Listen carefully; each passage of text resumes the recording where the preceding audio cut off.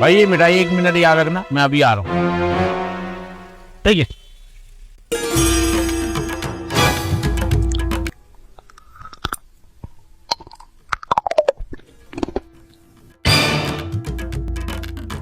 वाह भाई वाह, अकेले अकेले खा रहे हो?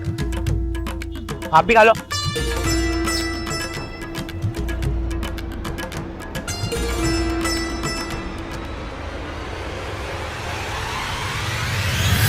भाई वो मेरे मिठाई का डब्बा वापस दे दो जल्दी। भाई साहब, किस खुशी की? यार खुशी वुशी कोई नहीं है, घर पे चूहे बहुत हो गए और इसमें मैंने जहर मिलाई हुई है। अब जो चूहा खाएगा गैप। देख साले, यार इसका कोई इलाज है? भाई इसका कोई इलाज नहीं है, सीधा खत्म।